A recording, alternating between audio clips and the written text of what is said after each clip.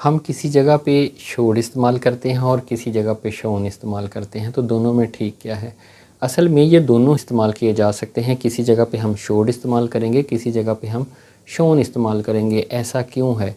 जो verb show है ये इर्रेगुलर है। इसकी दो फॉर्म हैं। इर्रेगुलर हम उसको कहते हैं जिसमें दूसरी और तीसरी फॉर्म जो है वो मुख्तलिफ होती हैं। अब शो की जो दूसरी फॉर्म है वो शोड है, जबकि तीसरी शोन है। अब जिस जगह पे हमने सेकंड फॉर्म इस्तेमाल करनी होगी वहाँ पे हम शोड इस्तेमाल करेंगे। जैसे he showed me his painting, चूँकि हम पास्ट इंडेफिनिट में सेकंड फॉर्म इस्तेमाल करते हैं तो वहाँ पे हम शोड इस्तेमाल करेंगे। जबकि जो थर्ड फॉर्म है, जैसे परफेक्ट टेंसेस हैं या पैसिव वॉइस हैं, उनके अंदर हम थर्ड फॉर्म इस्तेमाल करते हैं तो वहाँ पे हम शोन इस्तेमाल करेंगे। जैसे कि ही has shown me the painting before it was stolen, तो अब यहाँ पे मैंने परफेक्ट टेंस इस्तेमाल किया है तो वहाँ पे मैंने शोन इस्तेमाल किया है।